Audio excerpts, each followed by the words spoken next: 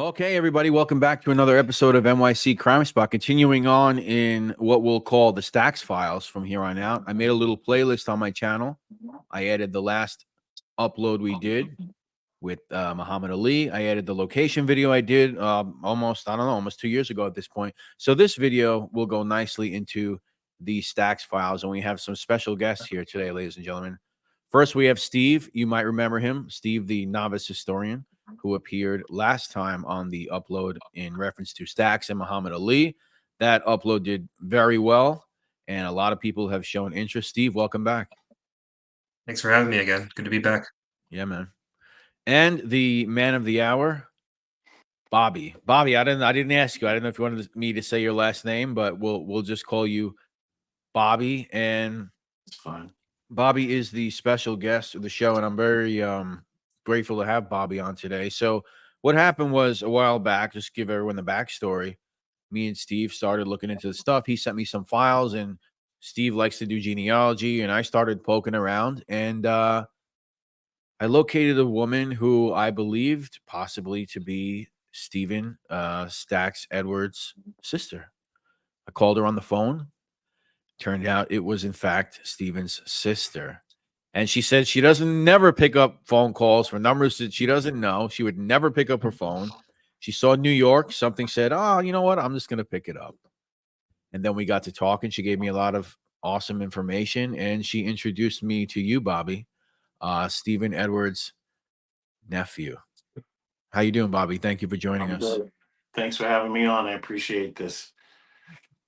So how have you personally received, like, because I know obviously, from talking to you, you've always wanted to get more information and get information out there. And you always knew in your heart that your uncle had a great story, more than what he was given in Goodfellas. So I'm just, for my own sake, like, how have you received, like, some of the stuff? Like, means we did the Ali thing, I did the location video, and then anything that you find online. How has it been for you all these years to, like, watch this stuff and maybe, like, even not have a voice of your own, maybe to like you have a story?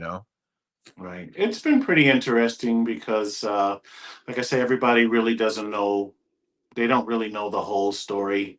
I can remember my uncle back to being 4 years, when I was 4 years old. That's probably the farthest back that I can remember. And, a lot of we spent a lot of time together. We did a lot of things, and he exposed me to a lot of things. And he was a lot more than the character in Goodfellas, played by Sam Jackson. Yeah, yeah. All right. So I want to get first, and me and Steve are going to ask you a lot of questions, and of course, we want to know your experience with your uncle and any of the periphery information. But I want to start with this picture that you sent me. You guys are going to see these pictures. They're going to have all types of watermarks and everything, and you just have to deal with it. But so here's a picture of young Stephen Edwards. I said this would have been taken in the Bronx. Is that correct? Yeah, I would say that was in the Bronx when he was 6 years old. 6 years old.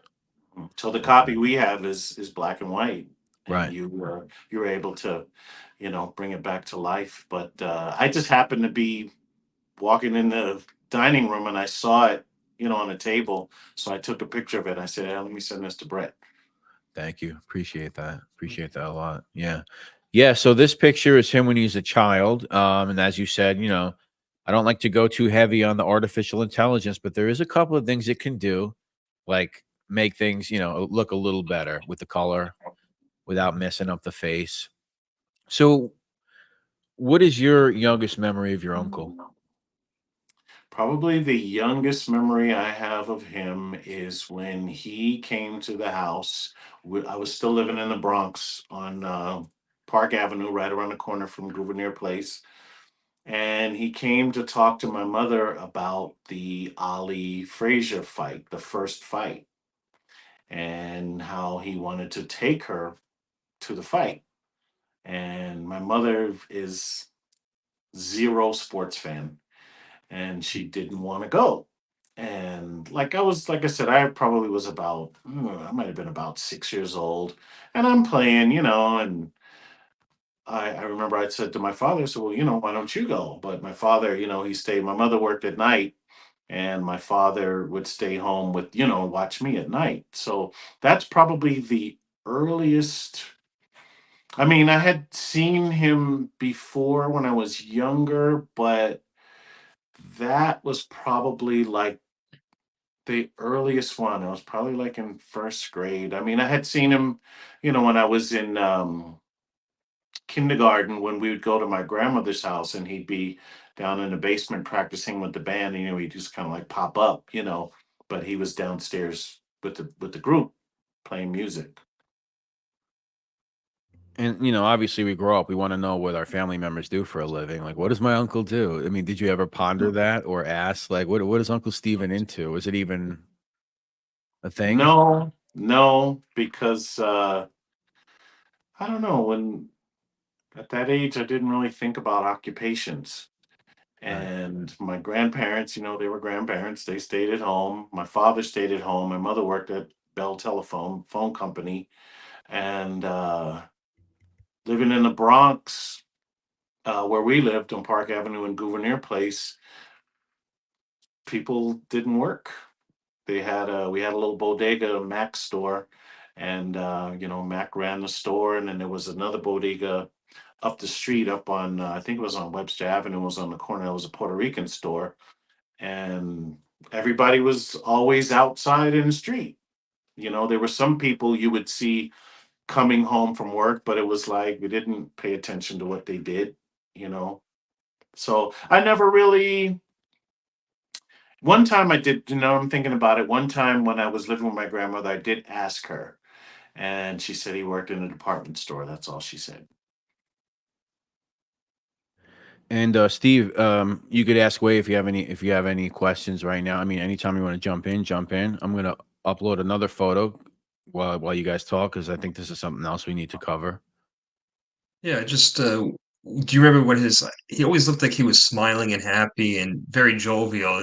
Was that his personality at all Yes, times, or was he kind of like did he have like a rough side to him? Did you ever notice, or was he just always like a go happy, go lucky person? he was happy-go-lucky. I think the first time, well, I had heard stories, but the first time I saw his rough side was when we went to go see the Jets play, the Buffalo Bills at Shea Stadium, and so I got to see Joe Namath and O.J. Simpson, and he was just ragging on this black cop.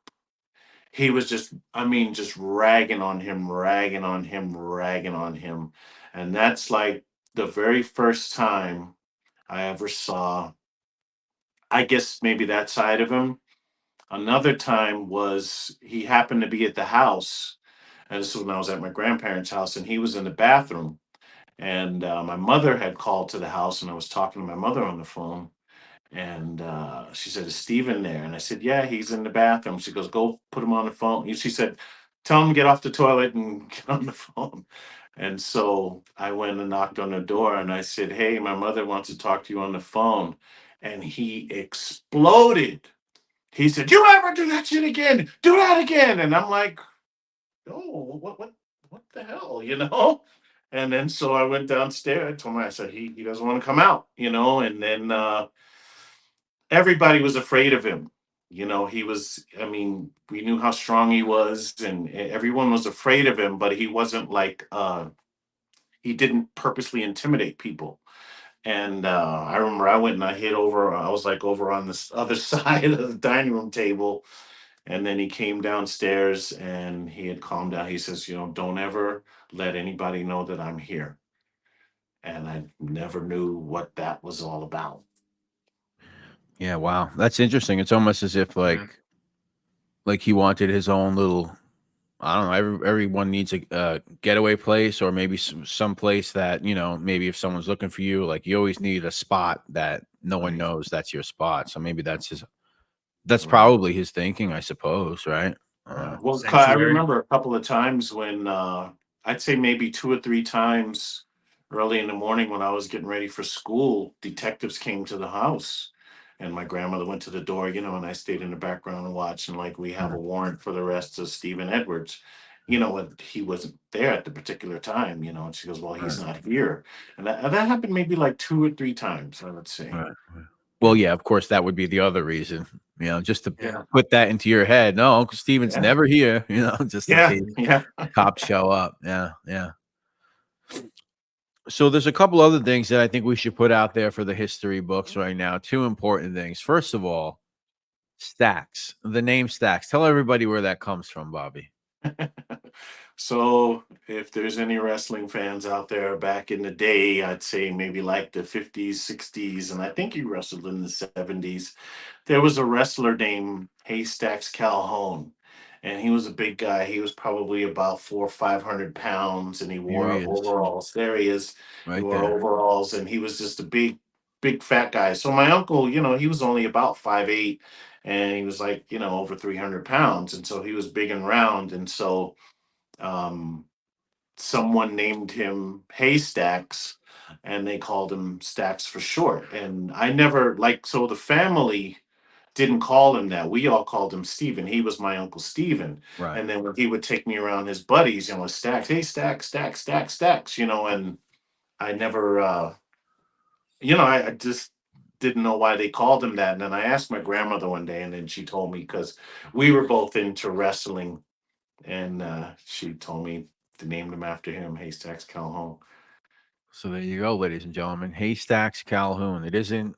I don't know what I don't. I don't really know what anyone has really made up over the years. Maybe Steve might have.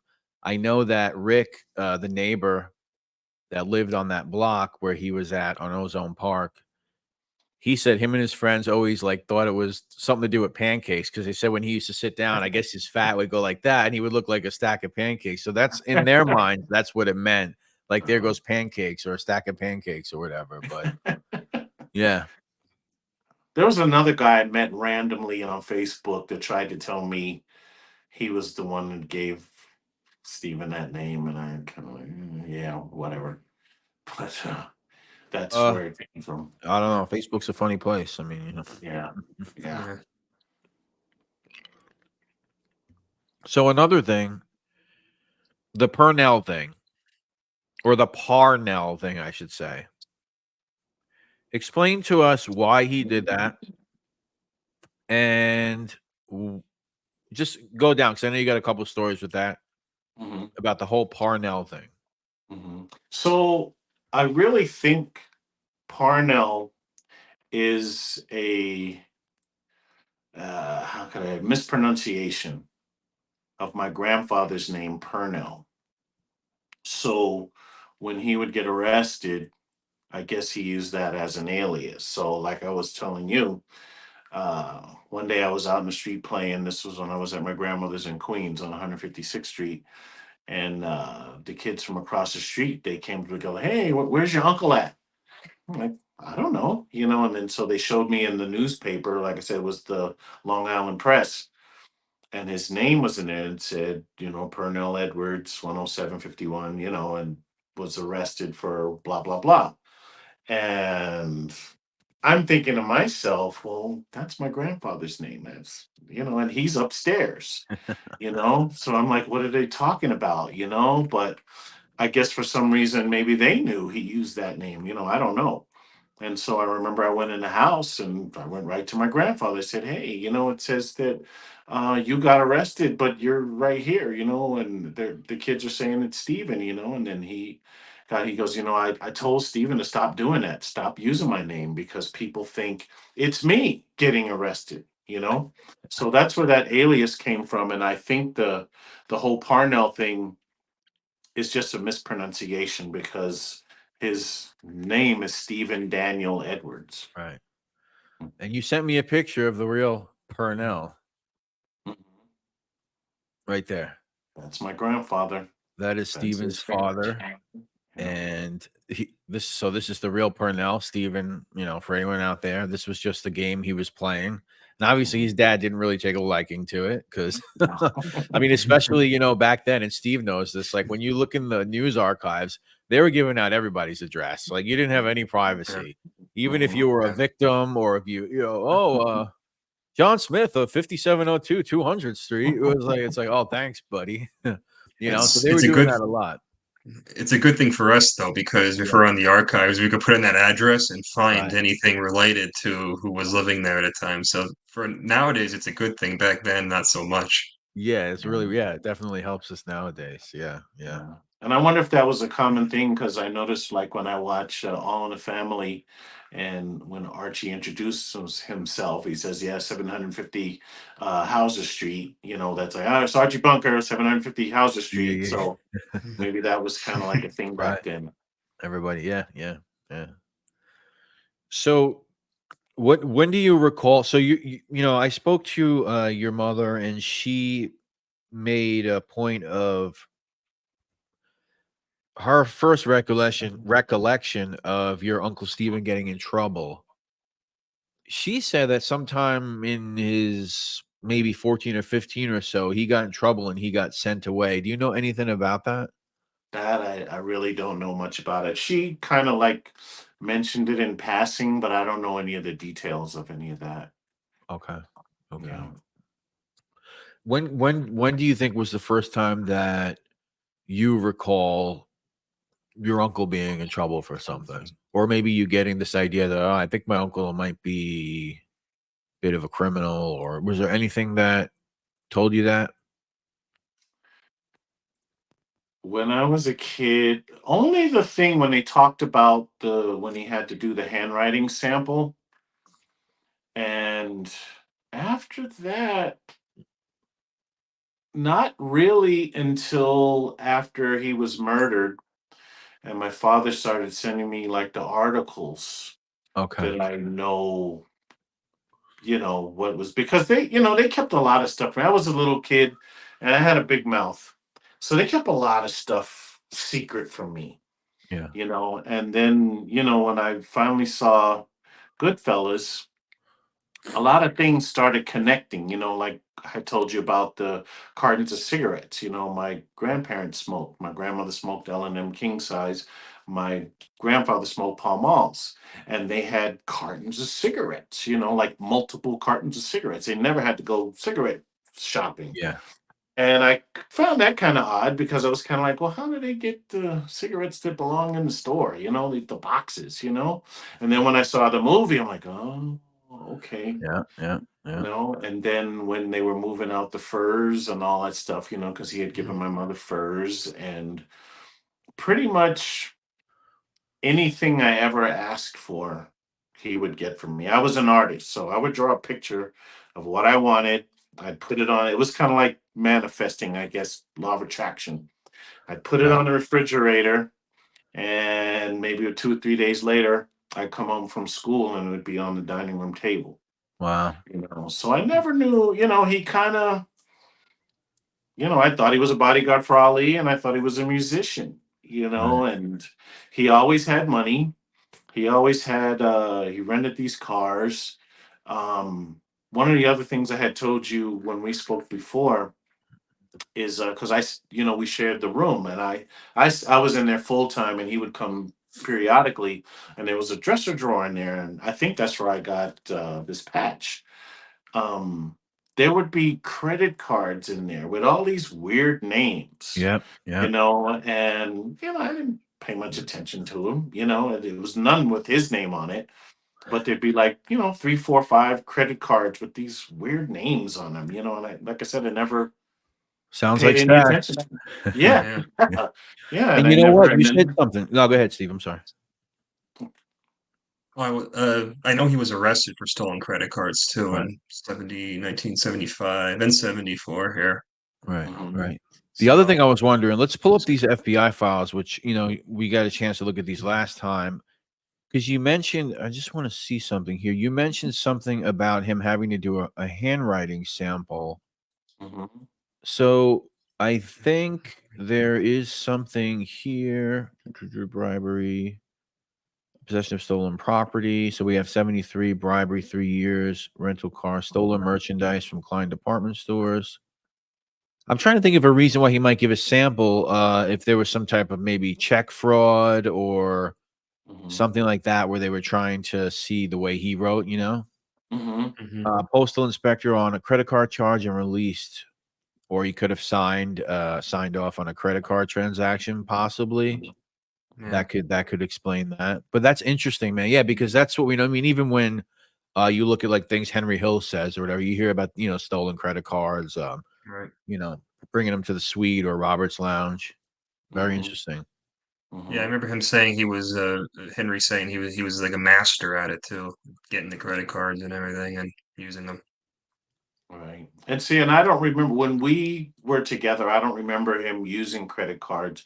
He always used cash. So like if we went to Ringling Brothers Barnum and Bailey Circus, we'd go to the up to the gate.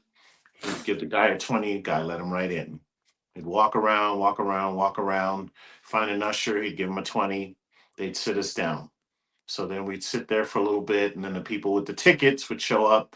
We'd have to get up and move. And then we walk around, walk around, walk around, and he'd give another guy 20, would sit down. And we'd do this probably about 3 or 4 times until we actually got seats where, where we didn't have to move. And same thing happened at the Jets game. And I said to him, I said, why don't you just, because I was a very outspoken kid. And I said, why don't you just get tickets to this? And he goes, just shut up, Robert. Shut up. Just shut up. And that was the end of that. Yeah, Kickback City, man. That's when America was great. Yeah. You don't need to go on Ticketmaster and wait in a queue and spend $200. You just show up Right. and pay somebody off. You Yeah, know. that's what he did. Every time we went someplace, but I believe when we went to see Marvin Gaye, he had tickets for that one. Nice. And we did have tickets for that one. And the fight, when we went to the fight, he had tickets for that Yeah, so that's a good segue that you bring up Marvin Gaye because we know from talking to you, and for anyone that doesn't know, I spoke a couple of times to a former bandmate of his, a guy by the name of Joe. one. Oh, well. And of course, he had your uncle had a huge passion for music. I want to show a photo right here, though. This was given to me by Joe. Once again, I colorized it. And this is a group that your uncle had, I believe, sometime, I think according to Joe, I don't know, maybe we'll say 68 to 70, somewhere in there in the late 60s there to 70. And this is a band called Grand Central featuring Steven Stacks Edwards. Mhm. So there he is up top, right? There he is up top there. You see Grand Central featuring Steven Stacks Edwards. Once again, I apologize for the writing on it, everybody. Those who know how to about the internet and what goes on, you know why I'm doing that. Plus, maybe someday these can be used, Bobby. I know we've talked about things that should be done. Hopefully, we could all be a part of that together as far as making something for your uncle. And Right. so this is another reason, and we'll show more photos later, ladies and gentlemen. And there's a bunch more that And are this in photo Bobby's. here, this photo has been etched in my memory since the 70s. I never thought I would see this picture again. And when you it was just like, Yeah, oh my God, wow. 50 years later, I see yeah. this photo. Did you ever see them play at all or hear him I would play the hear them. I guitar and never stuff? saw Yeah. them. I heard them. They were downstairs in the basement. Yeah, I've heard them, but like just rehearsing, but I never saw them like actually play. Yeah. What songs did they used to play? Was it just their own stuff or was it kind of just more classic? You don't remember? Yeah.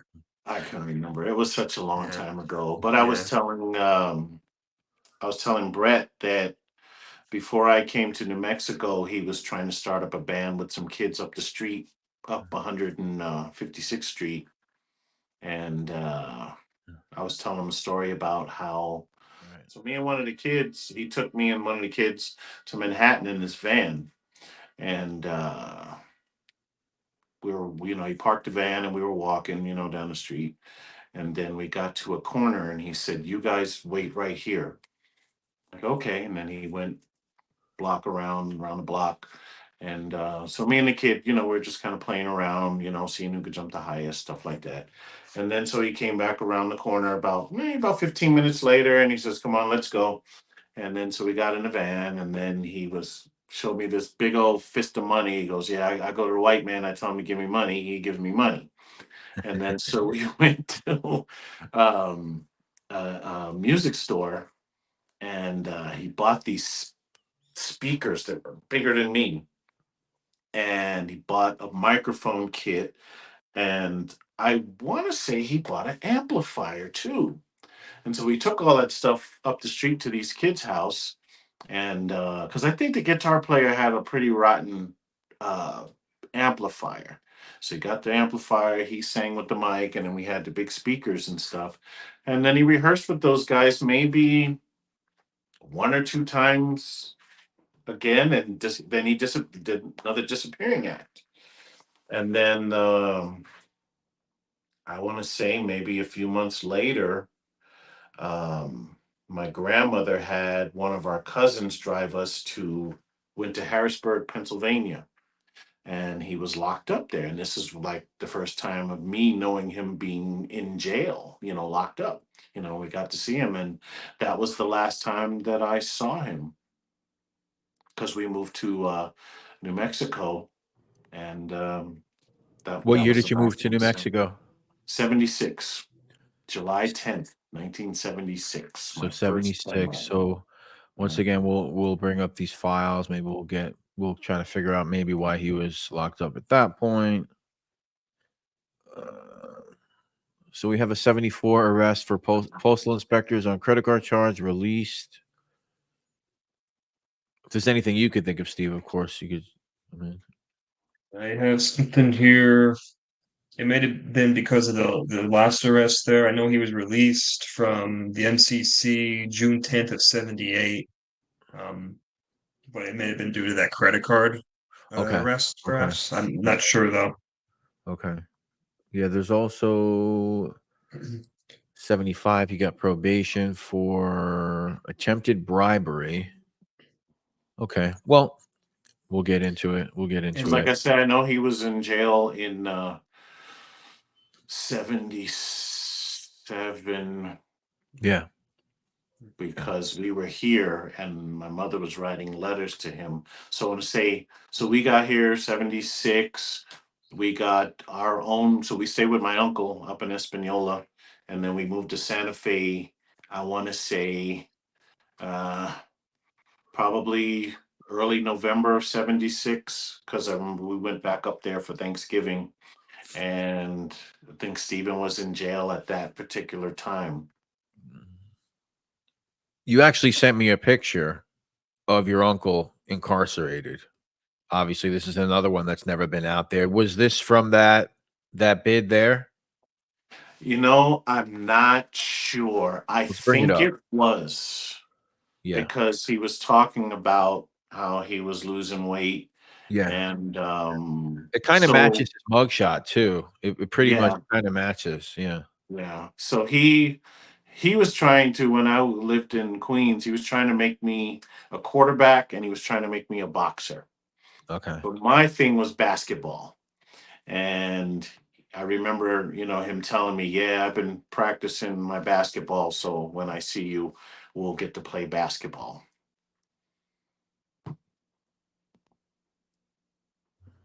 I know when he gets out, which I have here, as I said, June 78, that would be about 6, 7 months, Brent, before Lufthansa takes place. Right. Because Right. Lufthansa takes place December 11th of 78. Okay. Yeah. So he's out So for around 7 months or so. Yeah. yeah, and I want to actually we're going to get to all that because obviously we have questions about that time period. And you told me a pretty dramatic story at one point, Bobby, as far as your family receiving the news that I would love for you to share with us. I do want to go back though. So Okay. we spoke obviously last time a lot about the Muhammad Ali stuff, and now you're here, Bobby, to add what you have to say. Of course, a lot of it is like what your mother has told you as far as how these things come to be. So So here here we go. is a Here's your Uncle memento I Stephen have. with Ali, right? Yep. And I believe that was before, excuse me, the Bonavina fight, I believe. Okay, Um, let's bring it if back. you watch, so you have to, well, you know what he looks like now, so it's easy for you guys to spot him. So if you watch the Bonavina fight, when Ali knocked Bonavina down the first time, if you're looking over here, like to the left, you see my uncle start jumping, and then he gets into it with a cop. I mean, they're like this, he gets into it with a cop. You have to watch the footage, but you'll see him when he knocks Bonavina down the first time. He starts jumping, and the cop says something to him, and then he turns around, kind of like, what's your problem? And they're having words. Wow, So that's you'll awesome. see Yeah. that. That's Yeah, interesting. yeah, Yeah. yeah. So I have And this here. I wanted to show. This is a that's awesome. memento from the Ali Frazier one fight that That's really how I cool. still have this. Like I said, I don't know. This was in that drawer with the credit cards, and I coveted it. And I remember I had a red robe that looked kind of like Ollie's robe. It was red corduroy and had a blue trim. And I had this sewn. My grandmother, she put it on the back of that robe that I had. And I guess maybe when I outgrew it, I cut this off. But I can't believe that I still have this. I bet Yeah. there's not three people on this earth that have one of those. Yeah. So the interesting Yeah. thing that we couldn't figure out was how this even happened, right? We were like, obviously, the first thing you do is you go to like some mafia angle, right? All right, well, some associate got him in there, but that's not the story at all. The story is actually not even close to that, but it's a very cool story if you don't mind telling us, Bobby.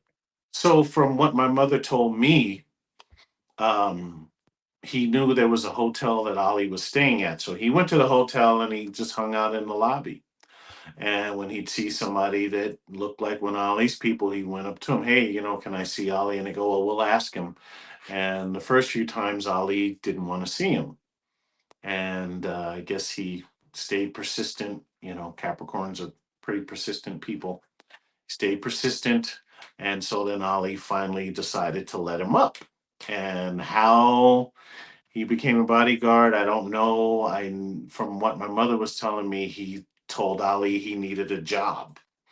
And so I guess looking at his stature and everything, he said, well, you know what? You could just be one of my bodyguards. That's how I assume it happened. I don't really know the whole story. I never thought to ask. You know, you take life for granted sometimes. Yeah. And I expected Steven to come out here, and I don't know what he was going to do, but I know, knowing what I know now, he would have blew through that money in no time, probably 6 months, and he probably would have had to get back into something illegal. Who knows? But Yeah. he didn't have discipline. He didn't have a lot of discipline. He was like a black Oscar Madison. He was very sloppy, and he didn't have a lot of discipline. He just kind of lived by the cuff. He just, I remember one time we went to go see Cornbread Earl and Me, and this was at night. And then when the movie was over, across the street, Hard Times was playing. And I was like, hey, look, there's Hard Times. And then he goes, well, let's see what time it's playing. And we went in and it had just started. Oh, let's go see it. And so we went in. It was like, he was spontaneous like that and just very free, So I'd never, well, I'll get into the whole story of the murder, but it just, Yeah. like I Yeah. We're said, definitely gonna sometimes, get into that. I really want you to tell that story. yeah, Steve, I know you had some questions, so I have a little thing I put together that we'll show in a little bit, but obviously people want to know, and I know Steve, you had some questions as far as Bobby knowing or meeting any criminal associates of his uncle Steven. You want to get into that? Yeah, I was curious. Did he ever meet Tommy, or did you ever meet Tommy or Jimmy or any of the other people that were mentioned in the movie? So, like I said, Tommy was his buddy, Mhm. and Tommy came to the house a few times, where my grandmother's house. And then another time, like I was telling Brett, I was with Steven and we went to Tommy's mother's store. And excuse me, the reason I remember that is because that was the very first time I ever had lobster sauce. There was a Chinese place, I guess, around the corner, and he got some shrimp with lobster sauce. And so that's how I remember sitting at the counter eating it and, talking with Tommy's mom. And I saw Tommy's brother, but like if you showed me pictures of those people today, I wouldn't recognize them at all. But Tommy was probably, the one that I knew, because when I found out later about the murders and everything that took place, you got to remember, I was only 14 years old. I knew nothing about the mob. And I just could not wrap my head around why Tommy would kill my uncle, because they were buddies. I couldn't imagine killing one of my friends. I mean, you get mad at him, you have a little fight or something, but killing him? And I couldn't wrap my head around it until my father, who was still living in the Bronx, he would send me the articles from the Daily News about the whole Lufthansa thing, Jimmy Breslin articles, things like that.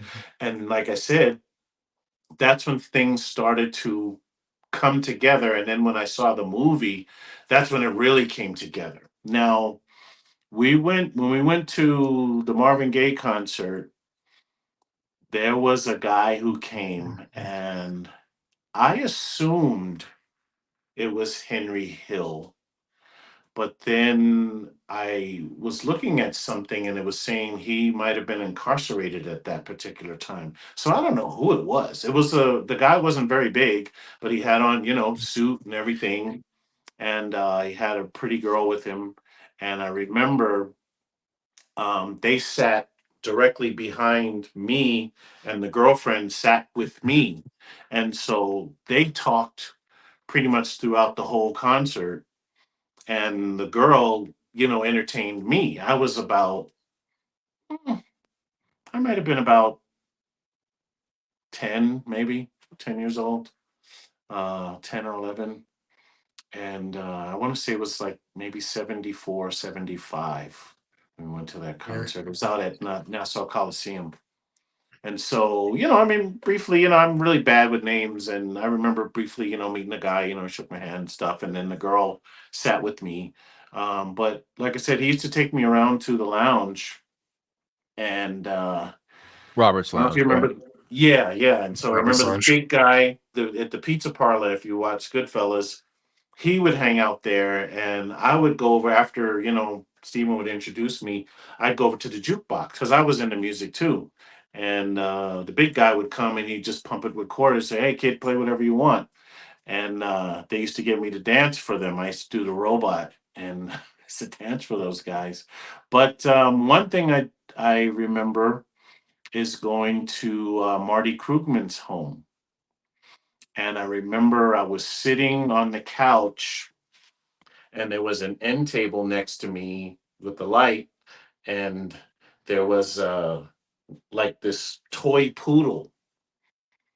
And then I remember Marty came over, and this poodle was like electronic, and so he like flipped the switch, and it would like go like this, and then it would bark, and then it would go like this, and it would bark. And he thought I was amused by it, and because he's like, "Hey, what do you think, kid?" And I'm just like, "Oh yeah." But that's like like I say, as far as like the associates and stuff, I remember him. And like I said, Tommy used to come to the house, and then like I said, when he'd take me to the lounge, I just meet all these. I just thought they were just rich white guys, you know what I mean? And I Did you don't know who remember. Marty was at that time? Did Well, you know what? Here's the funny thing. So my grandmother and we used to watch wrestling late at night. So it used to come on like I think wrestling would come on at like 11. And there were like two wrestlings. And then at 12 o'clock, the racing from Yonkers used to come on. And one day, we're sitting there watching it, and the commercial comes on where he jumps in the pool. I said, "Hey, that's Steven's friend." And my I said, "Yeah." I said, "Steven took me to his house." And I was telling her the whole thing about the poodle and everything. But like I said, it just, until I saw Goodfellas, well, first of all, when I had the articles from the Daily News, and then it was like seeing Goodfellas was kind of like the finishing piece, right? to where it's like everything came full circle watching that. That commercial is like so elusive. Like I know. nobody's Can't been find able it. to We're trying to find it. Yeah, We've because been it was a trying to look pretty for it big for so deal long. in New York Yeah. because everybody would talk about, ah, yeah, you know, the guy who jumps in the pool with the wigs, you know, Four men only. and I'd be like, well, hey, I've been to his house, you know, and yeah, Yeah. right, you know, yeah, sure, kid. I'm telling you, I've been to his house. That's funny, man. We Yeah, have newspaper advertisements. I can't find that commercial. It's got to no, be Yeah, yeah. somewhere. Somebody has to have it somewhere. Yeah. Oh yeah, definitely. Yeah. So I want to get into kind of this little video we put together here. So what you guys are going to see is you're going to see some Ali footage here. You're going to see what we showed last time, and Bobby put me on to an old documentary that was made, maybe HBO, or was it in like the 90s or something, that is available Yes. on YouTube. What I is it? want to say it Nation was like Divided? 99 or 2000. One Nation Divisible. One Nation Divisible. Okay, and this talks about this talks about the Ali Frazier and everything into that. Is that kind of the basis of it? Yeah, Right. it's basically, you know, like the political aspect of it, you know, the two sides, Right. and it's all about the Ali Frazier one fight and the impact that it had on society, not just the boxing world. Right. So, and in this, what you guys are going to see, there's a cool. Well, we had last time your uncle and Ali kind of sparring around, but this one's cool too because it looks like it got a little out of hand, you know, in a fun way. So we're going to show that. Then we're also going to let me see what else is in here. More footage, and then what you guys are going to see is a piece of a larger video that we have, and we can actually say video because this is when they were making like videos, right?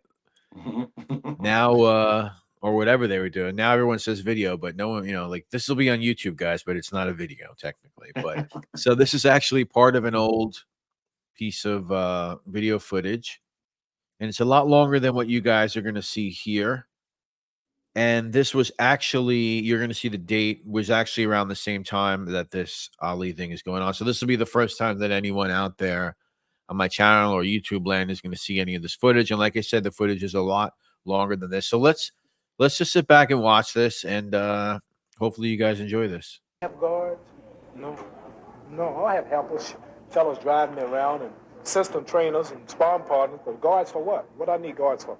So They I'll can't stop guard it. presidents. Somebody. And that's your uncle there, obviously in the gray. And it's funny, you know, he's saying, we don't need guards. We don't need guards. So it's almost like just obviously maybe he doesn't, but it helps to have an entourage, right? I Oh suppose. yeah. So Well, you know, it's kind of like something that Mike Tyson touched on about Floyd Mayweather. They said, you know, Floyd Mayweather can't be the greatest because he can't walk his kids to school. Ali could walk his kid to school without an escort. I saw a video of Ali just walking down this random street. And, you know, he's by himself and people are, you know, hey, Ali, you know, and then he kind of messed around with a couple people. And then finally, you know, a crowd came around, but they weren't trying to do him any harm. More like, you know, Floyd Mayweather, they probably try to rob him, you know? yeah. They want you, they're going to get you. I'd run into no hostility, even during the draft process. And when they first heard my religion, black Muslims, as they call it. Ali's entourage. Yeah, There we go. champ. Yeah, champ. That's right, champ. I'm like, oh. So that's like a little we'll watch that again because that was really quick. There he That's is from that behind Ali, documentary. too. Huh? Yeah. I said there he was behind Ali when they were going into the ring. Right. We're gonna play that. So this is your uncle here, and your uncle, he looks pretty big. I mean, he's pushing 300 at least at that point, right? He was more than 300. Yeah. Yeah, he's a big kid. And it's interesting. And Steve, remember, like the newspapers, like they were actually building him up, like, oh, this guy, he's pushing through the crowd, he's knocking everything. They actually like, you know, because he must have been really affable, like you said, right? I mean, he had this personality enough for like different news outlets to report that there was this guy around Ali. Well, there was a story, I remember this vividly, where he knocked over a nun and a priest. And he had to go back and apologize. But yeah, he knocked over a nun and a priest. So my mom will tell, if you ever talk to my mom, she'll tell you about that one. I remember him calling himself a professional crowd clearer. Yep. He He said just the move crowd, out when of the the crowd way. moves on Everybody Ali, move. I move on the crowd. Yeah. Professional. Yeah. So the next one, you're going to see them actually walking into the Frazier fight. I'm like, oh. oh.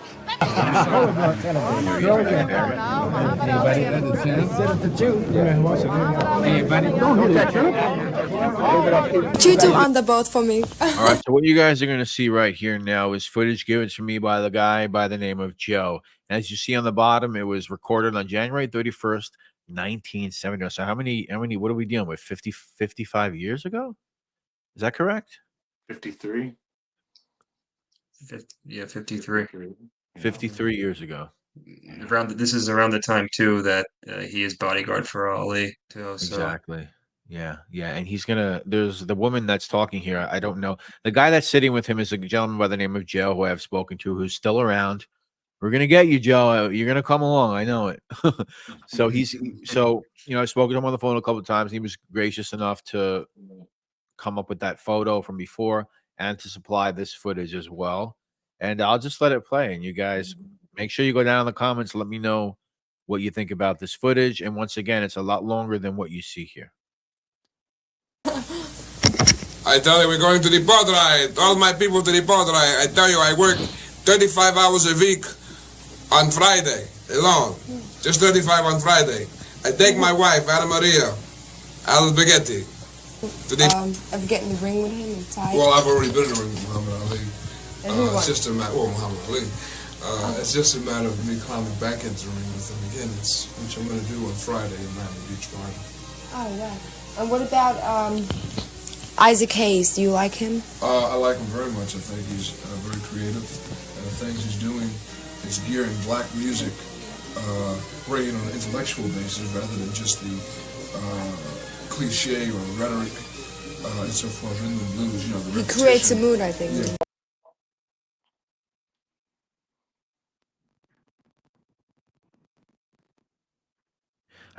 Sorry, I was muted. I found that pretty interesting what he said about Isaac Hayes there. I just want to bring that back.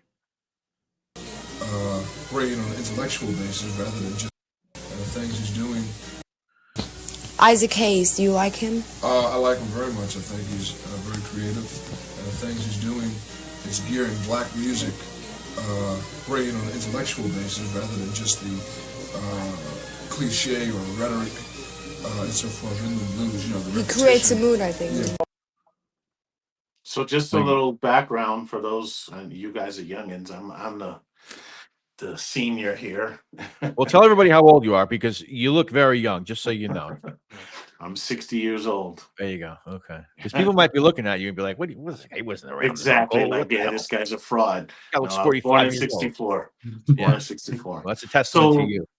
Thank you. Thank you. Don't get married. Don't have kids. You want to look like this? Don't get married. Don't have kids.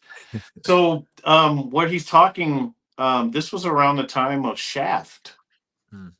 So that's probably why Isaac Hayes was brought up. You know, this is around the time Shaft came out, and then you guys probably don't know, but Isaac Hayes won the Oscar for best soundtrack for the theme from Shaft. Okay. And some people that are a lot younger might know him as Chef from South Park. Yeah. Yeah. Yeah. So that's probably why they brought Isaac Hayes up at that particular time, because he was on top of the world, and Shaft was probably like the biggest black movie out at that time. And then right after that, Superfly came out, and Steven said he saw Superfly like 30 some times. That was like his movie. He saw it 30 plus times. Wow. Yeah. So when I sent you that, you said something to me that on the phone. You said, I never thought I'd hear my uncle's voice again. So were you not aware that he was on like this program? Were you aware that there was some show he was on? You had no idea about any of this little music gig thingy? idea until after you spoke to my mother and she told me that you had a video of him being interviewed, and I was like, really? No, I mean, I remember his voice. I don't remember him doing imitations of people though. I used to imitate everybody when I was a kid, but I never saw him do imitations of people. It's kind of like, it was so weird, when I was watching this video, it was kind of like I didn't even know him. You know, it was like I knew a totally different Steven. Yeah. And then, like I said, I've heard him sing, but I couldn't remember his singing voice. And then, you know, when you showed me the video of him singing, I Yeah. didn't remember him sounding like that.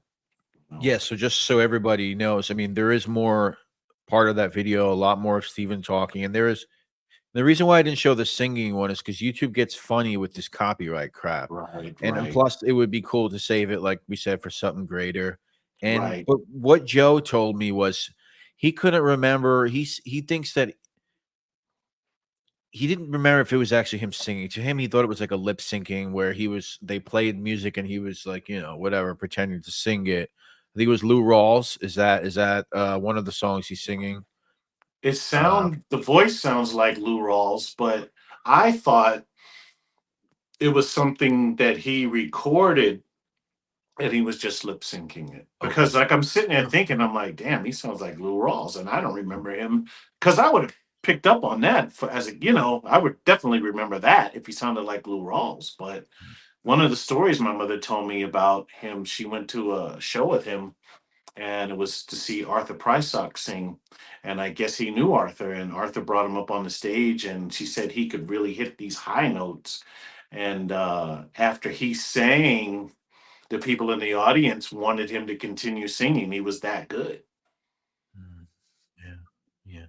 And another thing I kind of picked up is like your uncle, he seems to be a persuasive man. Like he could kind of talk people into maybe doing things. Because when I was talking to Joe, I mean, even if you see like the band photo, right?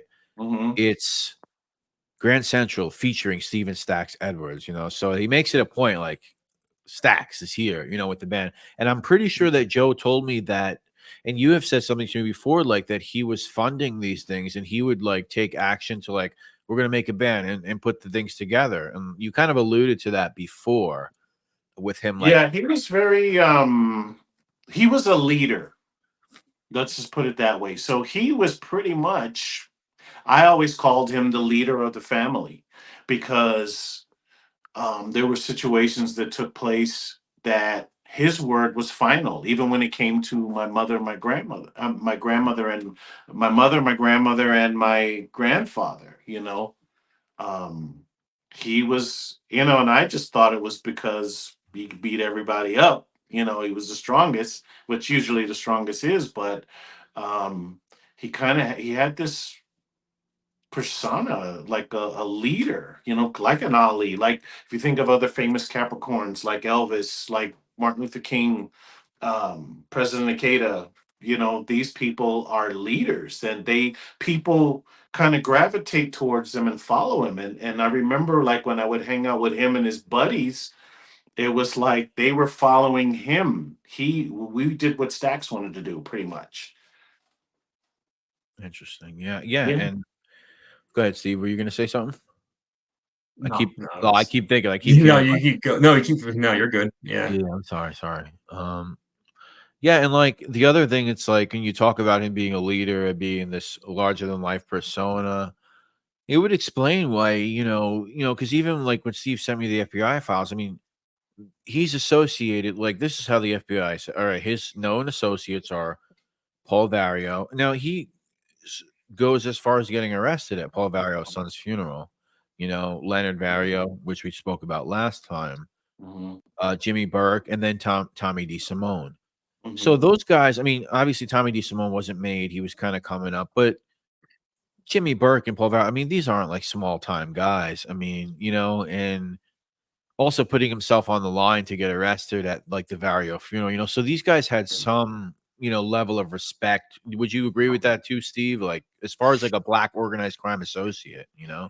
Yeah, I think that he was very loyal to Tommy, as well as them overall. Just and I think their respect was mutual, especially with Tommy, because I think he saved his ass a few times. I bet you that Tommy did the same for him as well. It just seems like there was just some mutual respect between them, and they came up together. They were friends for a while, right?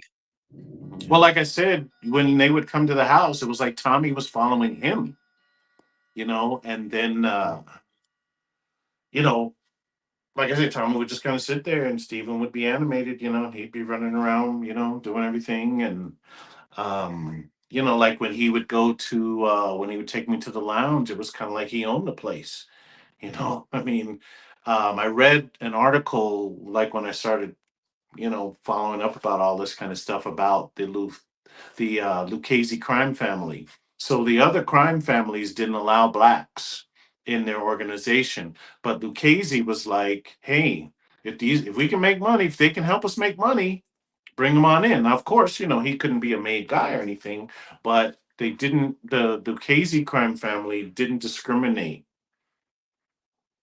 Yeah. It's interesting because you could, as far as like when we say associates, we mean that you're with these guys, like you're an associate, you're actually with them. Not like obviously we've had, like a Nicky Barnes, right? He had worked Mhm. with, but he's his own boss, right? And he's working with Right. Italians and they have a mutual interest.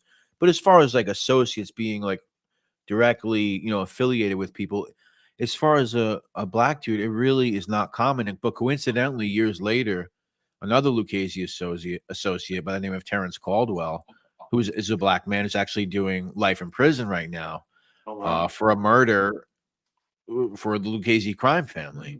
Yeah, Wow. last sanctioned hit within the Yeah. past, what was that, 2013?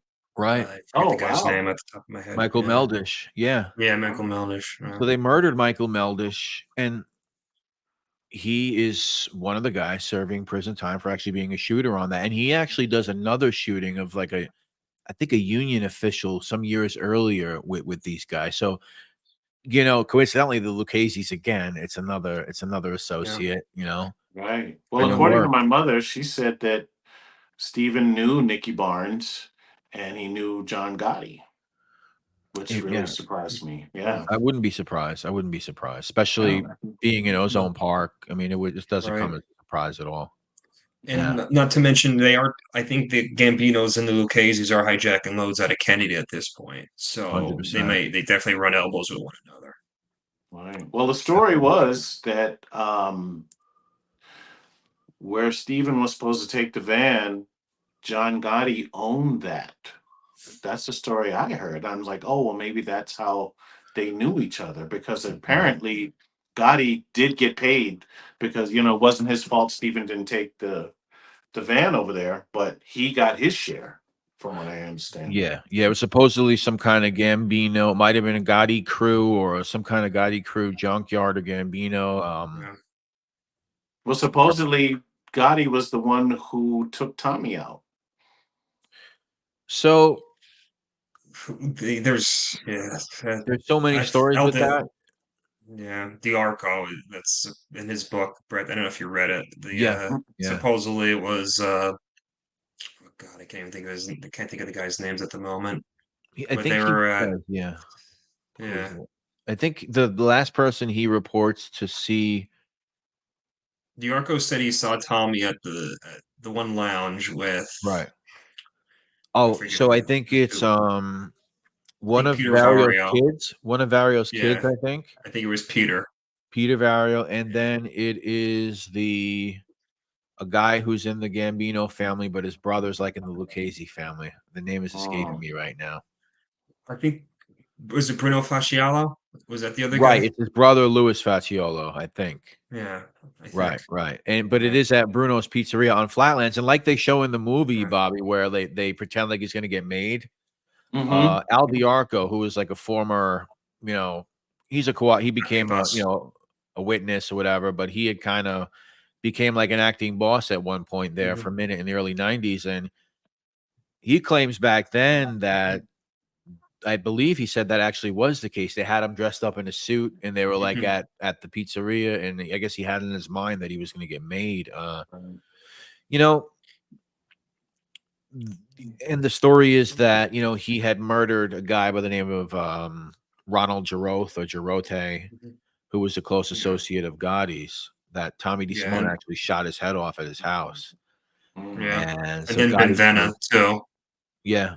Benvena, which was 1970, which was an associate of the Gambinos. So there's a I lot of gotta find notions. those news articles because apparently I remember in the news article they said that Tommy's buried on a pig farm upstate. Is that right? Is that what they thought? That's what that's what I remember from the article. Like I said, I got to find those articles, and I'll share them with you once I do find them. Because my father, like I said, he would send me article every time something came out in the daily news. He would, send it to him and send it to me, and apparently, it sounded like Steven knew Jimmy Breslin pretty well. That makes sense. You guys know who he is? Yeah, that makes sense because Breslin would love to like go to these bars like on Queens Boulevard and Queens. He would love to hang out in these bars, and he got to know a lot of people, and he would love to talk about them. Like, I'm sitting in the bar, it's a dark, he would get all like in depth, like with what's going on, and he would get all like super nostalgic about things. But yeah, he was definitely knew these guys. You have anything on that, Steve? Yeah, I heard that Jimmy Burke beat him up the one day, Jimmy Breslin. I don't know if that's true or not. Maybe I heard that from you or somebody, but I heard that Jimmy Burke, maybe maybe he wrote it himself. That he got beat up by Burke. I don't know how true that is though. So, Yeah, but I he know that he definitely like was used to go around. to places like that, and like you could. Once Marty gets killed, I think he writes about all he called him Little Marty Krugman. He was happy that Jimmy's coming home because he wasn't out of prison yet and stuff. So, but Yeah. yeah, I heard things about Tommy too from the FBI files saying, oh, he's in Florida or he's in California. Like the FBI are going off of tips and things, and then they were saying the same about Marty, saying, oh, he's in the islands, he's doing quite well, but he was dead for a few months by that point. So it's crazy stuff. Yeah. So when I get to one story, I want to go back a little bit, Bobby, and then I want to get into the Lufthansa situation. So the thing I wanted to go back now, the thing that stumped me and Steve the most last time, I think, was this bizarre entry into his whereabouts at one point and the rest of his. So if you guys look over here. I can't see it because it's really small, so you'll have to read it to me or let Yeah, me know. I'll read it. So July 4th, 66, suspicion of vagabondage, Madrid, Spain, disposition unknown. Possession, that's something else. So disposition unknown. Vagabondage, Madrid, Spain. What the hell is Stax doing in Spain in 1966? What a mystery that was. And you and your mother basically cleared this all up. Your mother told me some stuff, and of course you know too. So how did your uncle end up in Spain getting arrested and all that? That I have no idea. Like I said, I just remember my grandmother vaguely, but I don't know why I was thinking it was Canada, but she said he was, out of the country and he got sick and they had to bring him back on a stretcher. He couldn't even walk. He was incapacitated. That's all I really, because like I said, we were, Right. my grandmother and I, we talked a lot, but she wouldn't tell me everything. She would just tell me little bits and pieces. And I remember, and then so I'm just like, because, my Uncle Stephen was like Superman to me. I mean, I could not imagine him being on a stretcher. And I'm like, what? He couldn't walk. And, it was just dumbfounding to me.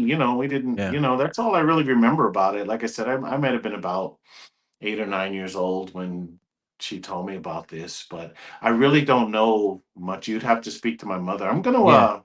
gonna So, ask her well, your if mother she'd be actually willing told to me. do this. Your mother, I Mhm. took notes from when I talked to your mom actually about it.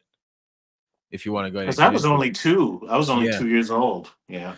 So what your mother told me is that he went over there with a buddy, a good friend of his, and some few other people. And she said that they were all in Spain, in Madrid, and his friends were skipping town to go wherever they were going to go. And he, for some reason, wanted to stay in Madrid.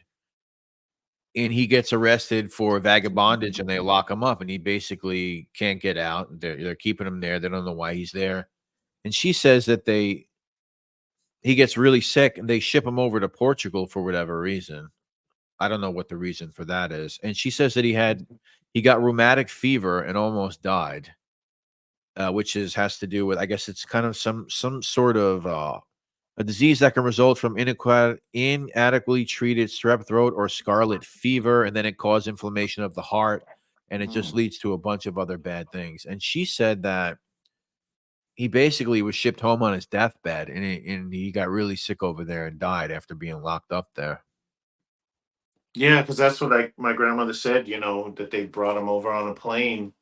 Like I said, I don't know why. I kept thinking it was Canada, but he was brought over in a plane and he was on a stretcher. He was incapacitated. And, she didn't elaborate any further on the story, if he was hospitalized after that or Right, how long it took him to recover or, I really don't know. My mother would be able to tell you more about that. right. Yeah, and for everybody listening, of course, this is about we're trying to put together we're trying to put together your uncle's biography out there, right? Right, right, And the reason why we talk about things because when I want you guys, if you haven't watch the one with Ali where Steve was on that one. Rick DeMeo, his old neighbor, was on that. Watch the location video that's also on my channel. This is going to be in a playlist called The Stacks Files. And start thinking about this guy's life. Because the individual that we're talking, your uncle passed away at 31 years old, which is unbelievably young. And just start putting together all this imagery, everything that we're talking about. And this guy is a very interesting guy. Your uncle was an amazingly interesting character. I mean, just so many of the things that he did. The Ali stuff, even the Madrid, Spain story is crazy. All the people he was around leading up to the Lufthansa heist, which we're going to be speaking about. And I know you envision your uncle's story being really put out there in a professional manner, right, and right. I think this helps, man. I really do. Yeah. I appreciate you being here, Bobby. I'm going to reiterate to you again, Steve. This is really And then great. And there's I like know, a whole lot more. I mean, like the celebrities that, we could go into that in another video. yeah, He rubbed elbow. Like, I guess I'm a little similar to him in that sense, because I've rubbed elbows with a lot of celebrities and he's rubbed elbows with a lot of celebrities, and just like I said, it's just so much more to, the way he's portrayed in Goodfellas, living in a dump and all he was supposed to do was to get rid of this van, but there's a whole lot more to, yeah, like I said, he lived a fast, he lived fast, he died fast, and he lived a full, in those 31 years was like a full life. yeah, Yeah. yeah. It is fascinating.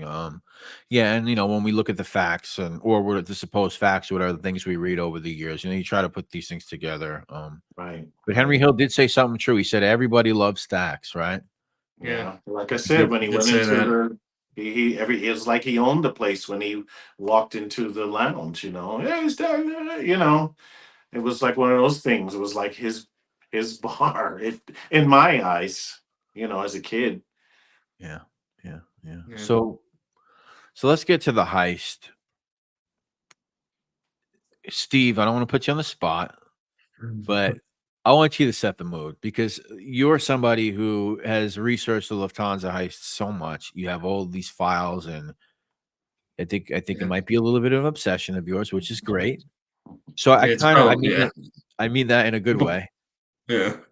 Well, people And probably think I'm crazy because of the obsession, because yeah, you're diving deep into it, and I'm still trying to get. I got some files, some new stuff. Some of it I think have been pre-released, but yeah, it's at this point it's becoming a session, just learning about this crew and who they were and everything else, and trying to if we go to the genealogy and just find things from newspapers, play around with the names and everything. I know a lot of researchers do that, but it's at this point people probably think I'm crazy the way the lengths that I'm going to do it, finding relatives on Facebook and things like yeah, that, getting pictures and stuff. People are thinking like, "Wow, he's crazy." The yeah, way yeah, lengths that we yeah, go to just to get information and try to separate the fact from the facts from the fiction, which is the movie itself. Which, like we said, Henry Hill he's said some things that may be true, but a lot of it people said he's a bullshitter in some ways, to put it nicely.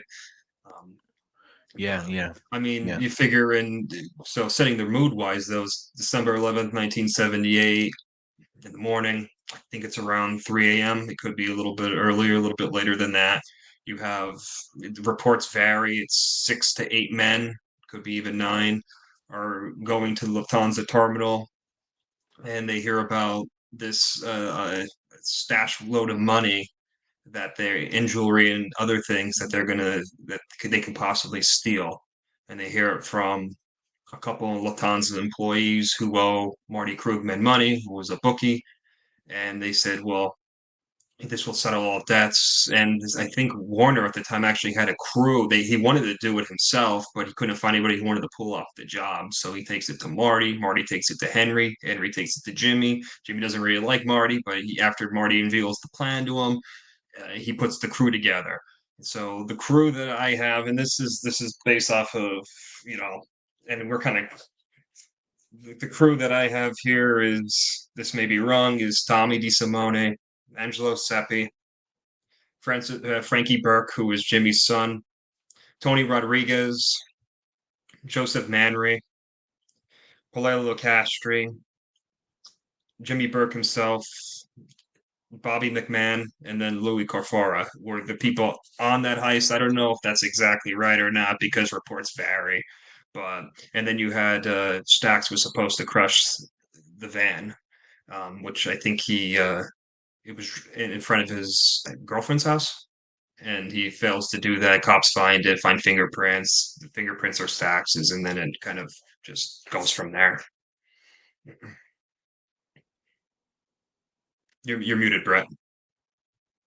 They reported it to be a girlfriend's house. Once again, we don't know exactly. We know that when he loses his life, he's supposedly living with a girlfriend there. So we don't exactly know what he was doing. And once again, go to that video where I go to that location on 95th Street in Brooklyn. So of course, Bobby, well, like we were getting back to before, right? People have this perception of your uncle, Samuel Jackson. This guy, they paint him to be like almost like a hard luck dope, Unfortunately, that's kind of the thing. You told me a pretty dramatic story at one point, and I want you to walk me through, your family getting this news and how that played out in your household. How this whole So, thing kind of came together.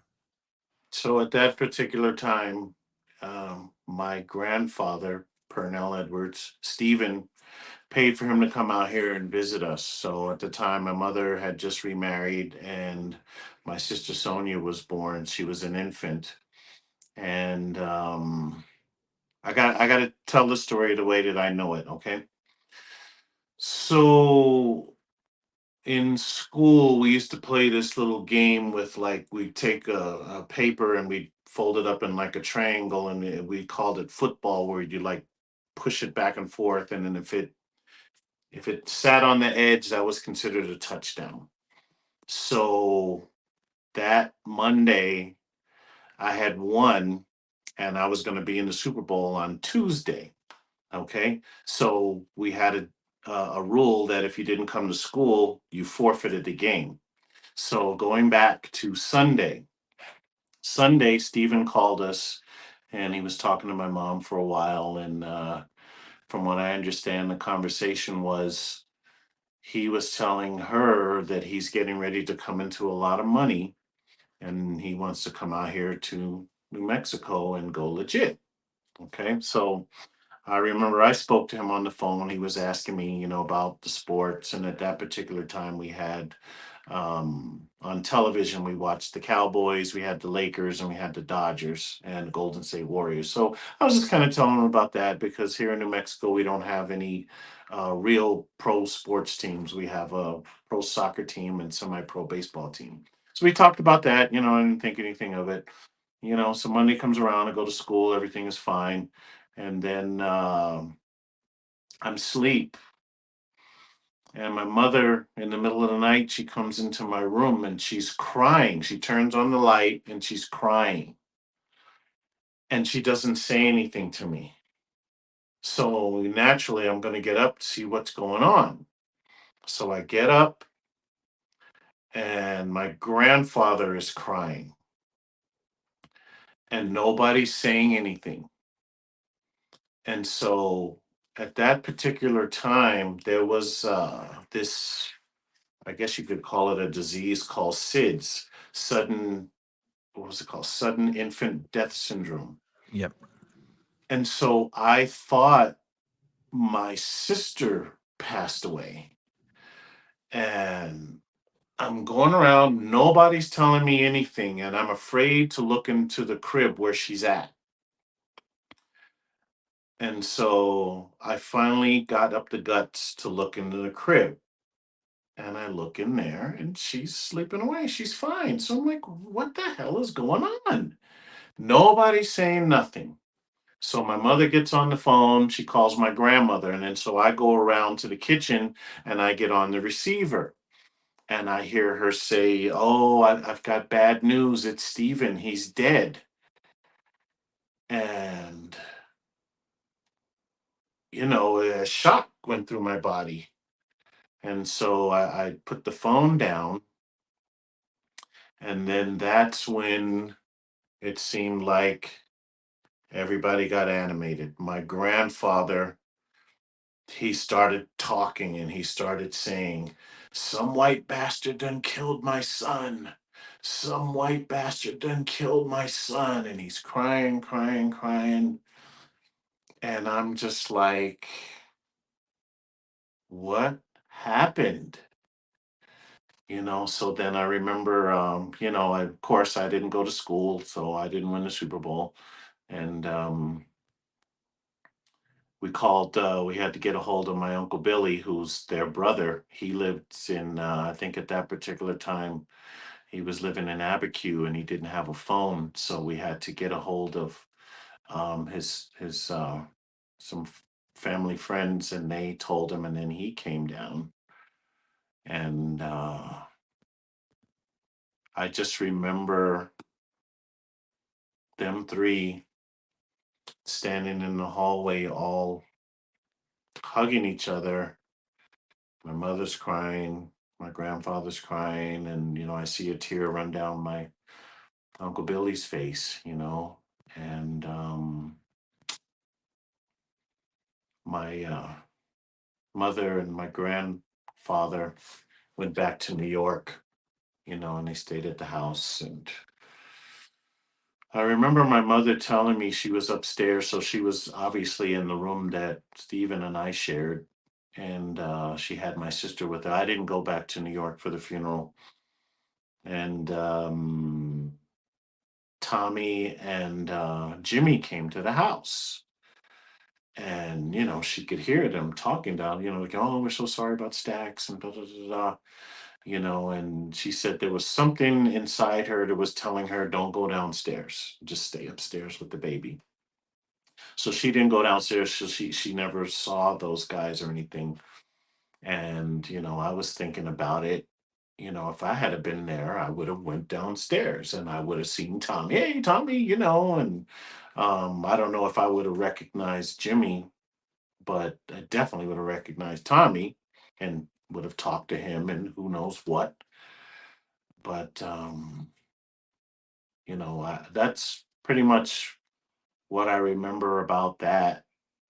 And my mother talking about, seeing him laying in the casket, and she leaned over to see if you show that picture of him when he was a kid again. He had this birthmark that three people in the family had. He's one of the three people that have it on the side of his face. And, and she, leaned over to see, because sometimes people don't believe that this is happening. And she leaned over and she could see the birthmarks. So, yeah, it's him, and, she said that my grandfather, he was pretty inconsolable. He pretty much fell in the casket and was really devastated. My grandmother, she was the rock of the family. When I see, I'll probably get a little flack for this, but a lot of black women, they like to stand on this pedestal and say, I'm a strong black woman. I'm a strong black woman. I'm a strong black woman. Well, my grandmother never had to say that. You knew she was a strong black woman. She held the family down. Um, she was kind of like the matriarch. She was like the person of the family when it came. She was the oldest of 18 brothers and sisters, which 9 of them lived, and she was the oldest. And I never, ever, ever saw her cry. I never saw her sad. Never. And she was home by herself when she got the news. So who knows? Maybe she had her cry and let it out at that time, or and got herself together for everyone coming around and stuff. But they moved out of there in '81, and they came to New Mexico and lived in Albuquerque.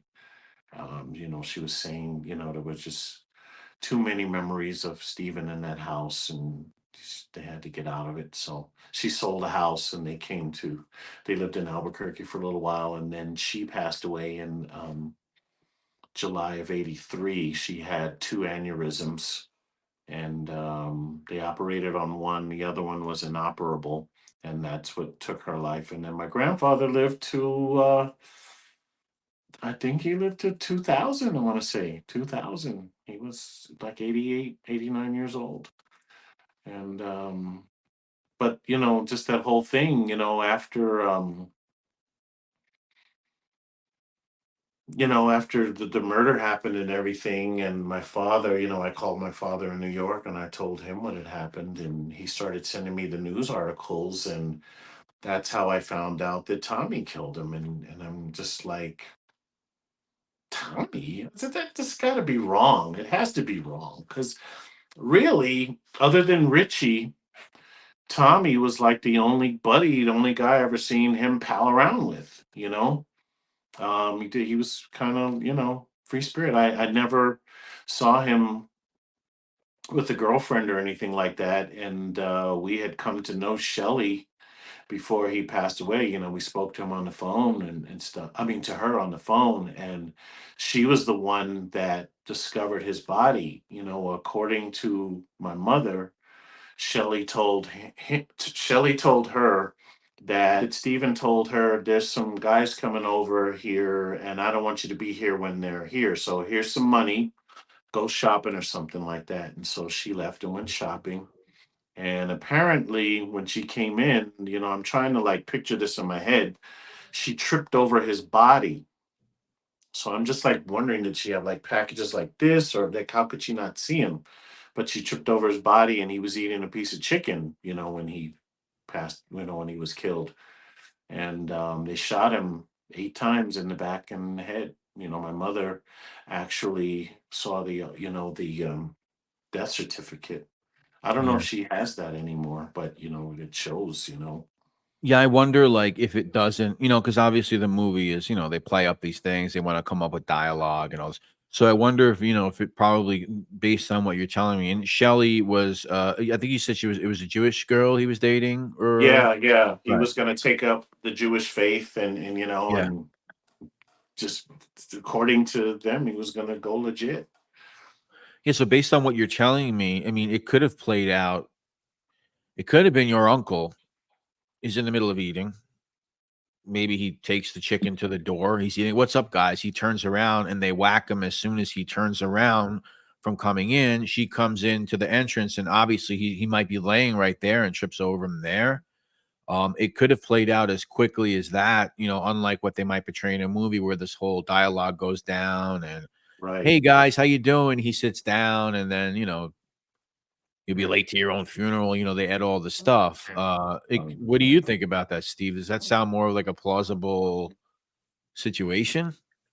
Yeah, well, you figure no fingerprints, right? You knock on Right. the door, they're not less likelihood of fingerprints anyways. And yeah, it makes sense to me that he would be killed as soon as he turned around and at the doorway. Yeah.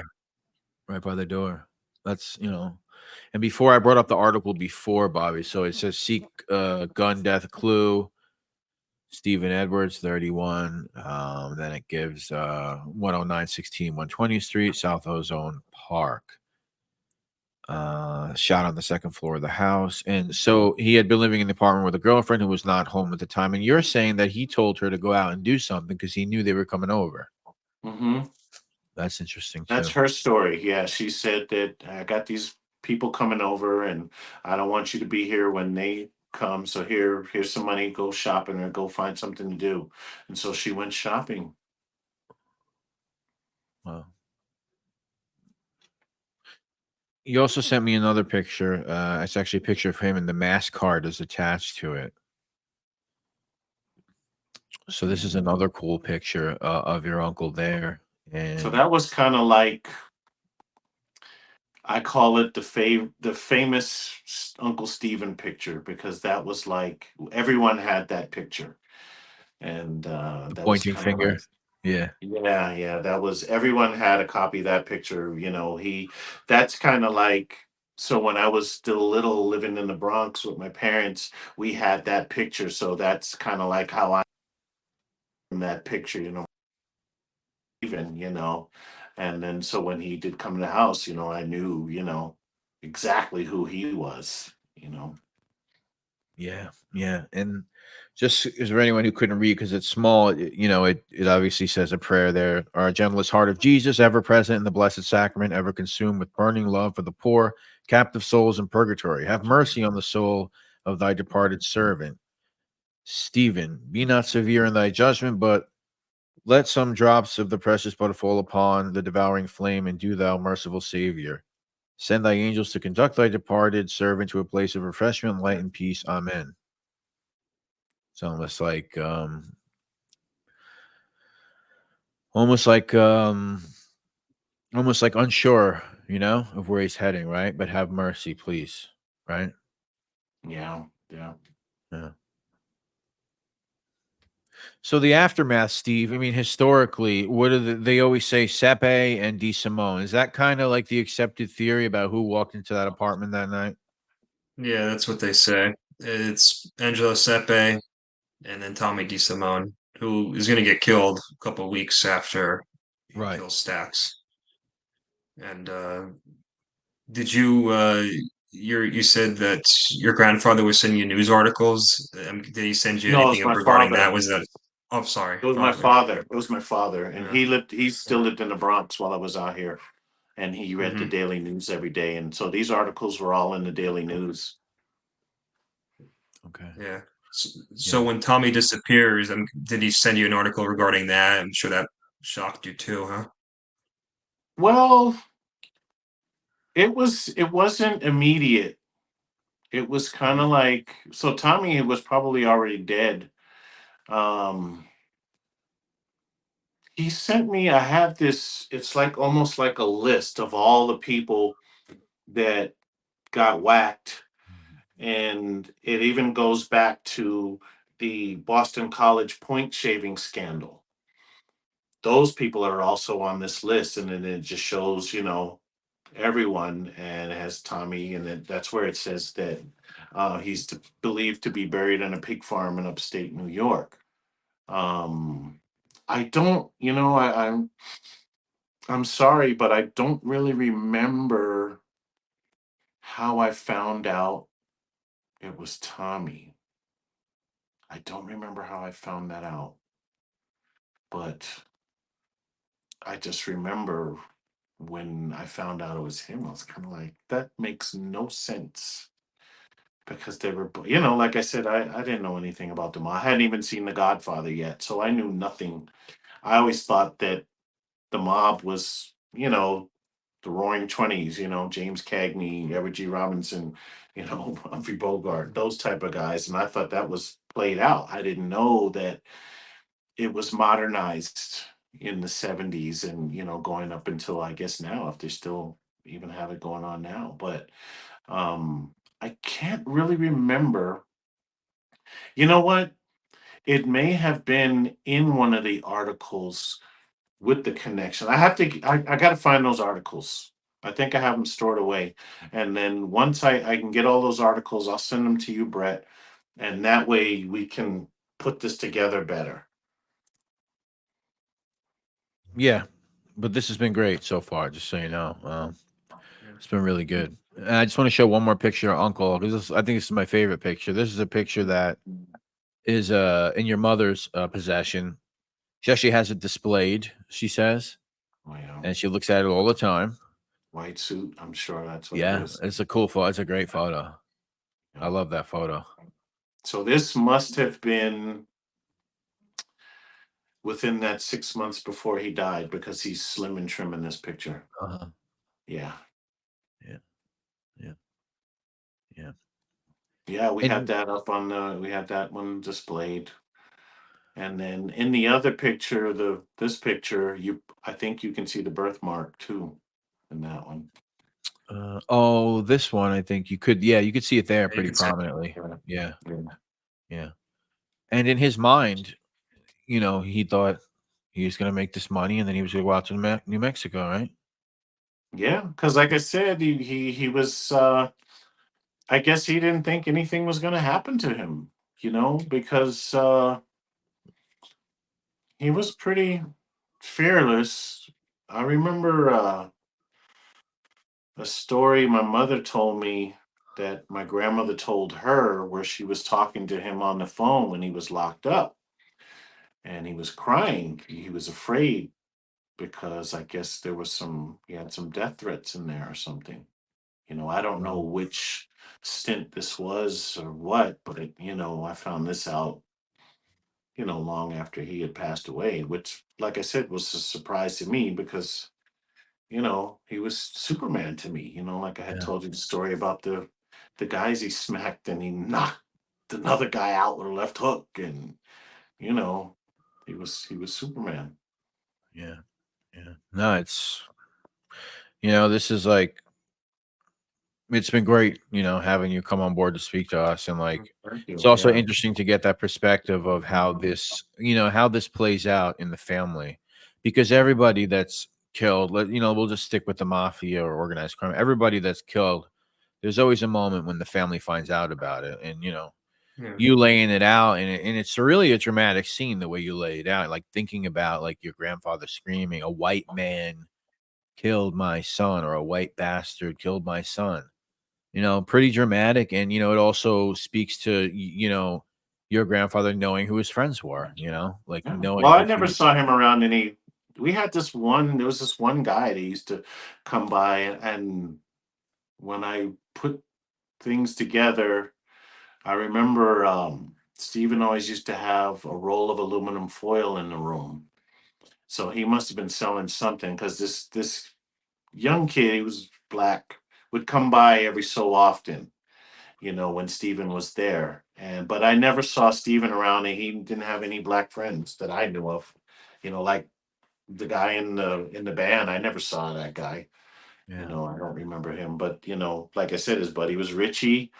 And when he would take me around, his buddies, they were all white kids, and when we'd go to the lounge, all white folks in there, the Italian guys. And like I said, Richie and Tommy, those were the only two guys that I saw, I could say, regularly. Like I said, he had some other friends that, he would take me around with and stuff. We'd go to like amusement parks and stuff like that, but he didn't have any black friends that I knew of.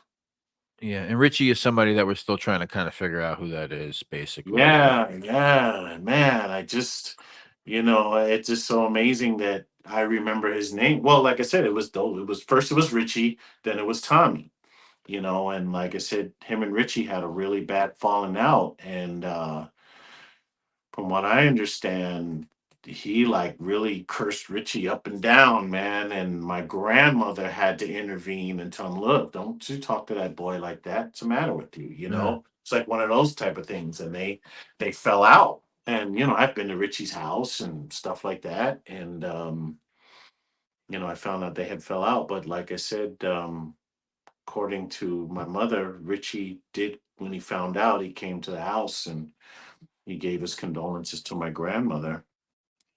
But like I say, we talk about New York, we talk about all the characters from the neighborhood, and how like you rarely knew anybody's last name unless they called them by their whole name. They either Yeah. called them by the last name, they had a nickname, or they called them by the first name. So I couldn't, man, if Richie was standing right here, I wouldn't know him from Adam. Yeah. You know, like I said, I just kind of remember him looking kind of like, you know, Meathead on Family. He had the Fu Manchu and the long hair, you know, but that was, you know, the look in the early 70s, you know. Yeah. Even Steven had the Fu Manchu. Yeah. Let me see that again. That's a good mustache right there. It's a good one. In this picture, I think he's got the Fu Manchu. Yeah. That's good. That's good. Well, listen, man, we've been going for almost an hour and 40 minutes. This has been really cool. Steve, listen, if you got any more questions, anything you want to say, I'll give you the floor, and then I'll. Nothing at the moment. Okay. I'll probably think of some more stuff later. No, yeah, I no, I hate always, to put you on the yeah, spot, because I feel bad. Like I don't yeah. want to, you know what I'm saying. I just No, want I to make appreciate sure. Well, both you of know yous. what? I would really like to do this again because there's a whole lot more that I can tell. And, you know, we could, like you say, you're going to make a file of this, you know, we can just add to this. And Oh if you yeah, think of questions or anything, or if, you know, I can, you know, see if I could pry some information out of my mother, you know, stuff that I probably don't know. But there's a lot of stuff that I do know that we really didn't discuss today. And, you know, that I'd like to continue this. I enjoyed it. yeah, I've been looking forward to this for a long time because, like I told you, Brett, this is something that I was planning on doing a channel about, but I just really didn't know how to go about it. And then, you know, we talk about one of the things I'm really into is law of attraction, and it's just amazing how you just kind of popped up out of nowhere with this concept, and I'm like, this is what I've been manifesting for years.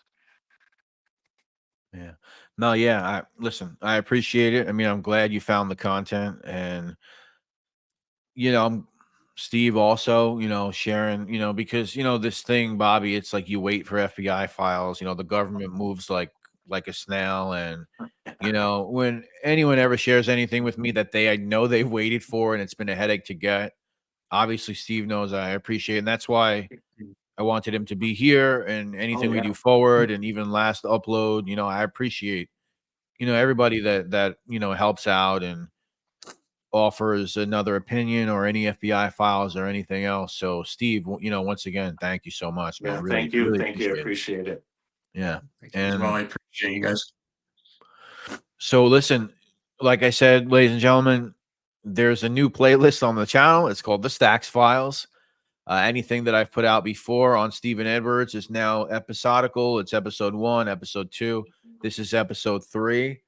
And listen, we look to keep building on this, man, and there's an individual I got to work on. He's another guy that knew your uncle. He's a little weary about things, but which is fine.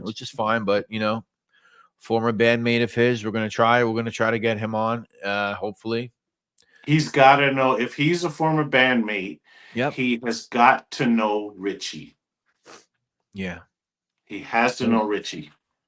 Yeah, we're going to work on Joe. And of course, your mother. It's been great speaking to your mom. I don't know how she feels about being in front of a camera. I know your mom, she's very active from speaking to her.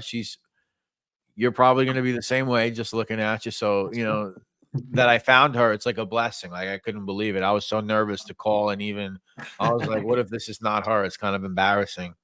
Yeah. And she Well, said, my I'm glad brother? you did reach out and call out, and I'm glad we got in touch and we were able to put this together because, like I said, it's something that I've been thinking about it's been maybe about a good 10 years or so. And I just was like, well, how am I going to put this together? But it's already put together, like they say Hey, with the universe, it's already yours. we're So, still working. Yeah, we're still yeah. working on it. And I'm gracious, Steve too. Obviously, whatever you give me, I share with him. And it's like to see these photos, and it's like, for us, that's gold mine stuff. It's like, wow, another Yeah. photo of somebody. Yeah. And then Yeah. speaking is even more so. When you get that, Yeah. you're like, wow. Like, Yeah, to I us. got to add one Brett, thing that's all before we coming. go. Yeah. I want to add one thing before we go. Back in the days when they used to have MySpace, Henry Hill had a MySpace. Yeah. And I got on it and I started talking about Steven and everything. And this guy commented, you're a liar. You're not Stax's nephew, blah, blah, blah. And let me tell you, when I read this guy, The Riot Act, he did not comment after that. Because I told him about, you don't understand what my family went through, how we felt getting that news. My mother, my grandfather was here. Then my uncle, you know, his brother had to come down here. What we experienced. So don't come on here and try to tell me I'm making stuff up, you know. Yeah, that's the nature of the internet, man. It's just crazy, you know. It's like, listen, even after me and Steve put out that elite thing last time, I think I saw people on Reddit questioning it. You know, it's like, what are you questioning? I just showed you like all the evidence in the world. Like, Exactly. what is there to question? But people are so, I know. I don't know, naive. I'm not naive. Yeah. can't think of the word, but Yeah. Well, this Skeptical, solidifies it. very skeptical, and you know. skeptic. Yeah. So now you got me. You've got all these photos that couldn't come got from more. anyone else but a family member, you know. Exactly. And we got more. We didn't show everything. And Yeah, we didn't show everything. Got more. Bobby was there. I know he looks 40 years old. Listen, he was there. 40, that old? Oh no. Is that not good enough? I've been told I look like I'm in my 30s. I'm getting old. I better start doing some more olive oil or something, man. 40's the new 30. 40's the new 30. Yeah, okay, we'll take it. So this has been awesome. Guys, stick around for a minute.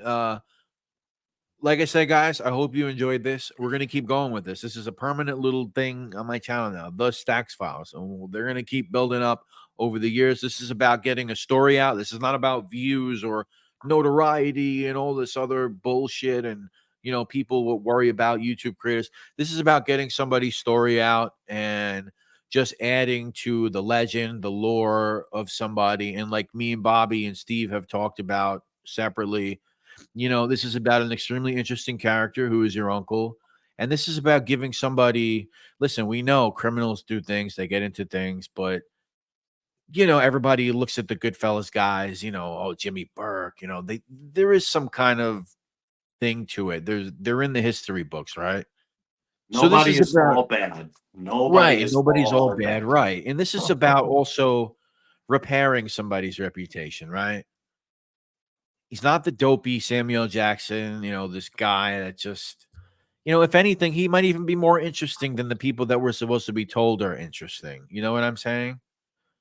His whole upbringing, Muhammad Ali, his friends, the music, you know, we can go on and on.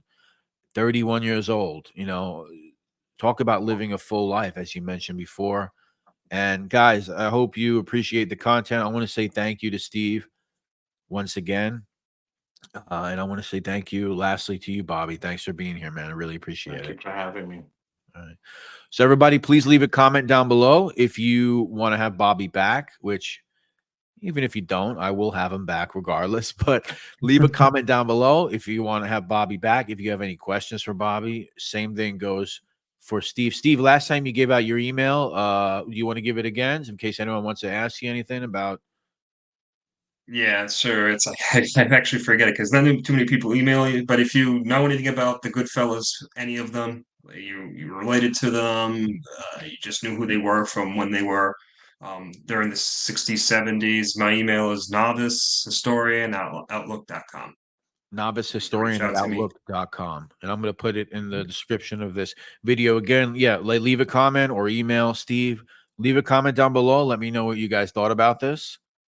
And, you know, like I said, questions for Bobby. Maybe you want to see Bobby come on the channel for a live stream. You guys can ask him questions live. Maybe we could work something like that out, guys.